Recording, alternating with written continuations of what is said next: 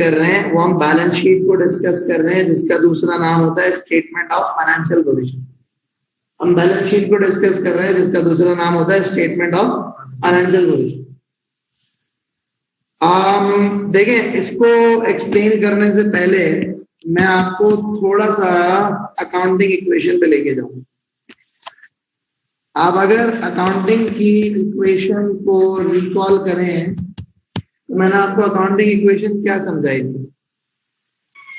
मैंने आपको accounting equation ये समझाई थी कि अकाउंटिंग इक्वेशन क्या होती है? Assets is equivalent to capital plus liability.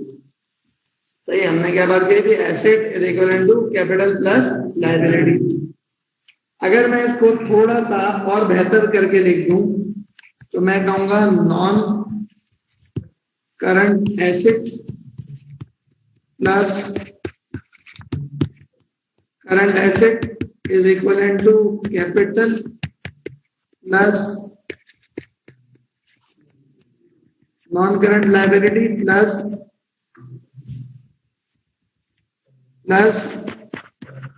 Current liability. तो क्या सेम बात होगी? एसेट दो तरह के होते हैं ना, करंट नॉन करंट। करंट वो जो 12 महीने जिनकी लाइफ है, नॉन करंट जिनकी 12 महीने से ज्यादा लाइफ है। तो अकाउंटिंग इक्वेशन क्या है? Asset is equivalent to capital plus liability. मैंने एसेट को ब्रेक करके non current asset plus current asset कर दिया। हाँ, लायबिलिटी को non current liability plus current liability कर दिया। हाँ भाई, यहाँ क्लियर है? यहाँ क्लियर है? सही है ना? समझ में आया ना? अब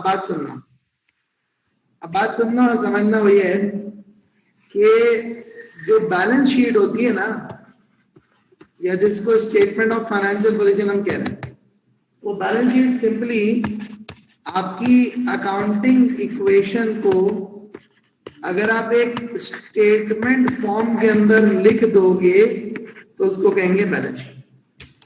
बैलेंस शीट किसको कहते हैं? आपके अकाउंटिंग इक्वेशन है ना, उसको एक स्टेटमेंट फॉर्म में लिख दो। अकाउंटिंग इक्वेशन ये होती है, आप उसको यूं करके लिख दो, ये बैलेंस शीट बन गई। बात सही?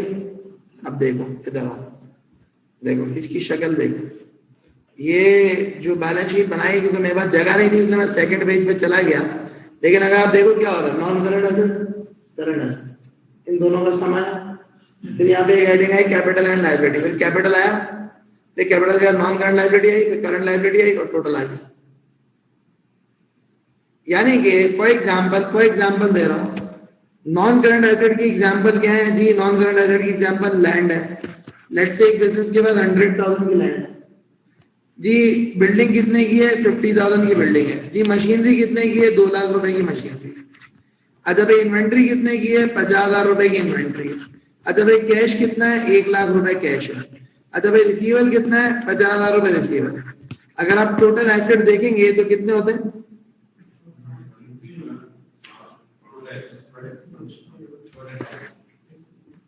कितना है? नहीं भाई, कितना है? टोटल करो।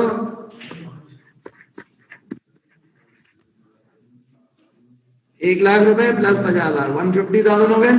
250, 350, 400, 500, 550,000। क्या था सही? अगली बात सुनो। समझो कि तुम्हारा जो कैपिटल है वो 200,000। समझो कि तुम्हारी जो non current liability bank loan है वो 100,000। समझो ये 50,000, सही है, और ये 80,000 है, और ये 1,20,000 है। तो मिल मिला के देखोगे ना, ये भी सब कुछ 5.5 लाख बन जाए। तो मतलब बैलेंस शीट में क्या होता है? Balance sheet simply accounting equation है जिसको स्टेटमेंट फॉर्म में लिख दिया। ये हो गई पूरी एक एसेट साइड, और ये हो गया नीचे की तरफ कैपिटल एंड लायबिलिटी।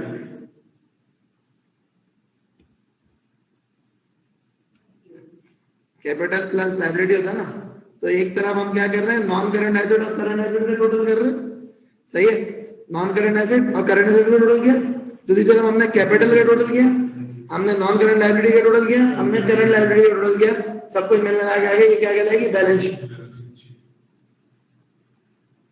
सही, सही है। तो एक एसेट्स और लायबिलिटीज को स्टेटमेंट फॉर्म के अंदर जब लिख देते हैं, अकाउंटिंग इक्वेशन को स्टेटमेंट फॉर्म में लिख देते हैं, तो उसको कहते हैं बैलेंस शीट। दूसरा नाम क्या है? Statement of financial. बात समझ में आई? बात समझ में आई? आई तो